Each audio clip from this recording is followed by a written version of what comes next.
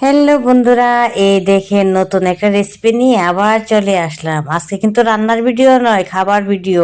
বুঝেছেন? কিসের খাবার? তো সঙ্গে থাকেন, দেখতে থাকেন কি খাবার রান্না করছি। দেখেছেন কি সুন্দর করে ঝর্ণার মতন পড়ে যাচ্ছে মুসুর ডাল। পরিমাণ মতন নিয়ে নিলাম, যে যতটুকু পরিমাণে বানাবেন সেই অনুযায়ী নিয়ে নেবেন। আমি যতটুকু বানাবো সেই অনুযায়ী 2 কাপ নিলাম।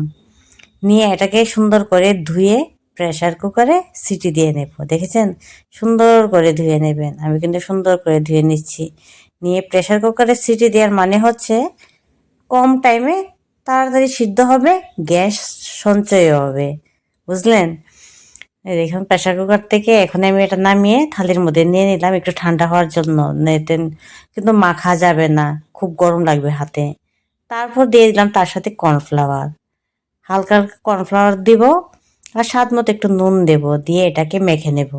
আর যদি আপনারা কালার করতে চান, ফুড কালার ইউজ করতে পারেন। যে যে কালার পছন্দ সেই কালারই ইউজ করতে পারবেন। আমি একটু ইয়েলো কালার ইউজ করেছি। তারপর সুন্দর করে মেখে একটা ডো বানিয়ে নিলাম। তারপর হাতের মধ্যে ঘি লাগিয়ে যার যে শেপ ভাল লাগে সেই শেপেই বানাতে পারেন। দেখেন আমি সুন্দর করে হাতে নাড়ুর মতন বানিয়ে এই প্লাস্টিকের ঝুড়িটার মধ্যে চাপ দিয়ে একটা ডিজাইন করে নিয়েছি। আপনাদের যে সাইজে যে ডিজাইন ভালো লাগে সেই ডিজাইনে করতে পারবেন। তারপর আরেকটা কাটারের সাহায্যে আরেকটা ডিজাইন করে নিলাম। দেখেন এইভাবে এই ডিজাইনটা করলাম। দেখেছেন কি ভালো লাগছে না দেখতে? সবগুলি মোটামুটি রেডি করে নিয়েছি, অর্ধেকের মতন আরও অর্ধেক আছে, আমি অন্য শেপ দেওয়ার চেষ্টা করব। আর এদিকে আমি চিনি দিয়ে একটা শিরা বানিয়ে নেব। দিয়ে দিলাম এলাচি 2টা ফ্লেভারের জন্য। তারপর পরিমাণ মতো চিনি দিয়ে শিরা বানিয়ে নেব। শিরাটা যাতে চাকা চাকা না হয় তার জন্য আপনারা এর দিকে লিমন জুস ইউজ করতে পারেন। শিরাটা এদিকে রেডি হয়ে যাচ্ছে। আর এদিকে আমি যে ব্যাটারটা দিয়ে আমি সুন্দর সুন্দর শেপ করে বানিয়েছি ডিজাইনগুলি তেলের মধ্যে ছেড়ে দিলাম।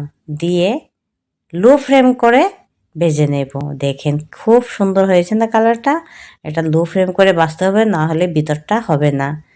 তারপর ভেজেই আমি চিনি শিরার মধ্যে দিয়ে দিলাম। দেখেছেন কি সুন্দর হয়েছে? বাহ! গোলাপ জামুন নাকি?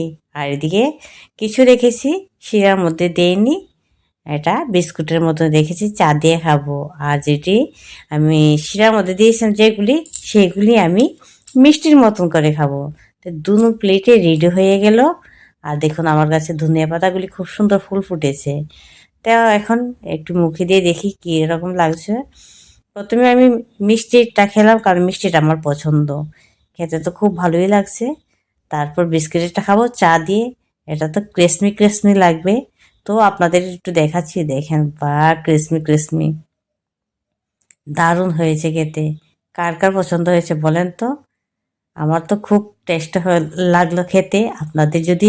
আপনারা যদি ট্রাই করেন অবশ্যই আপনাদেরও ভালো লাগবে। অবশ্যই একবার ট্রাই করবেন, আর কেমন লাগে আমাকে কমেন্ট করে অবশ্যই বলবেন।